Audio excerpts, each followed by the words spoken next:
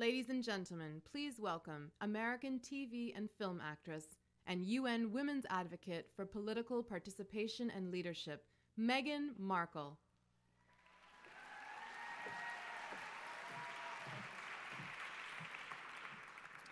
Well, good evening. That doesn't feel like enough, does it? It's just great evening. Maybe that's better. UN Secretary General, Executive Director Phumzile, thank you. Distinguished ladies and gentlemen, I am tremendously honored to be UN Women's Advocate for Political Participation and Leadership. I am proud to be a woman and a feminist. And this evening, I am extremely proud to stand before you on this significant day, which serves as a reminder to all of us of how far we've come, but also amid celebration, a reminder of the road ahead. I want to tell you a story that'll sort of give context to my being here and my work with UN Women. When I was just 11 years old, I unknowingly and somehow accidentally became a female advocate. It was around the same time as the Beijing conference, so a little over 20 years ago, where in my hometown of Los Angeles, a pivotal moment reshaped my notion of what is possible. See, I had been in school watching a TV show in elementary school, and this commercial came on with the tagline for this dishwashing liquid, and the tagline said, "Women all over America are fighting greasy pots and pans." Two boys from my class said, "Yeah, that's where women belong, in the kitchen." I remember feeling shocked and angry, and also just feeling so hurt. It just wasn't right, and something needed to be done. So I went home and I told my dad what had happened. And he encouraged me to write letters. So I did, to the most powerful people I could think of. Now, my 11-year-old self worked out that if I really wanted someone to hear me, well, then I should write a letter to the First Lady. So off I went, scribbling away to our First Lady at the time, Hillary Clinton. I also put pen to paper and I wrote a letter to my news source at the time, Linda Ellerby, who hosted a kids' news program, and then to powerhouse attorney Gloria Allred, because even at 11, I wanted to cover all my bases. Finally, I wrote to the soap manufacturer, and a few weeks went by, and to my surprise, I received letters of encouragement from Hillary Clinton, from Linda Ellerby, and from Gloria Allred. It was amazing. The kids' news show, they sent a camera crew to my home to cover the story.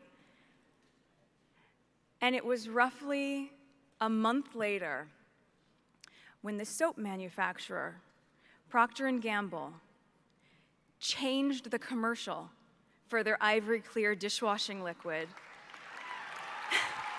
They changed it from "Women all over America are fighting greasy pots and pans" to "People all over America."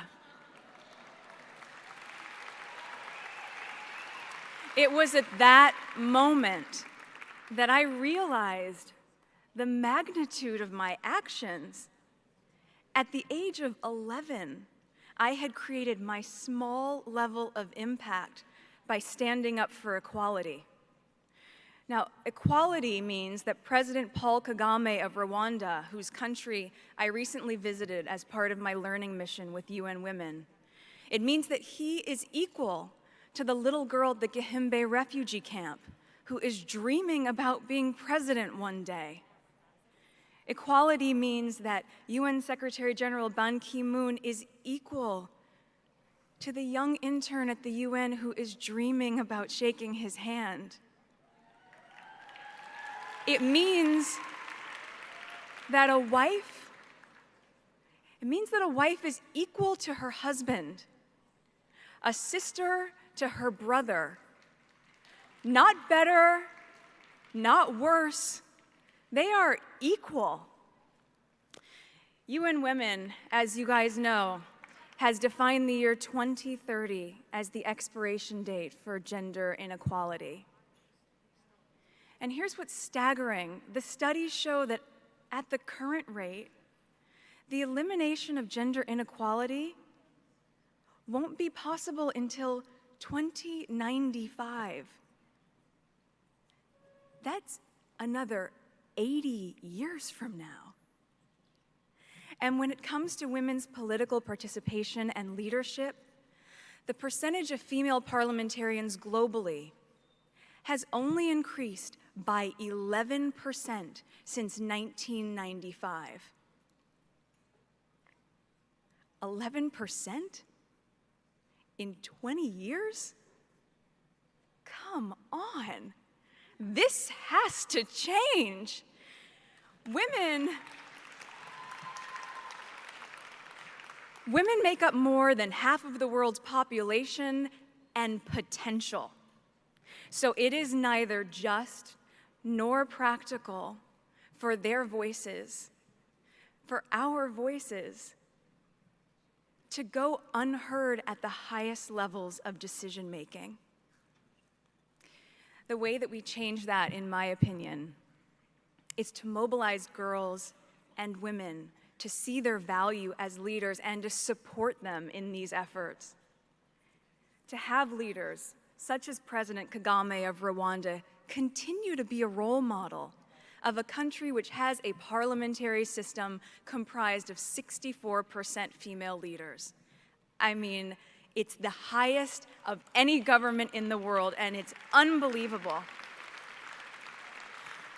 We need more men like that, just as we need more men like my father, who championed my 11-year-old self to stand up for what is right.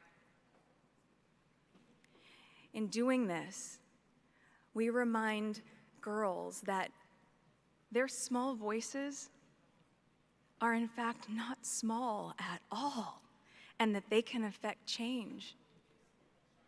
In doing this, we remind women that their involvement matters, that they need to become active in their communities, in their local governments, as well as in the highest parliamentary positions. It is just imperative.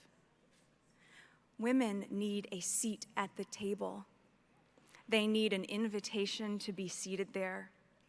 And in some cases, where this isn't available, well then you know what? Then they need to create their own table. We need a global understanding that we cannot implement change effectively without women's political participation. It is said that girls with dreams become women with vision. May we empower each other to carry out such vision, because it isn't enough to simply talk about equality. One must believe in it, and it isn't enough to simply believe in it. One must work at it. Let us work at it together, starting now. Thank you so much.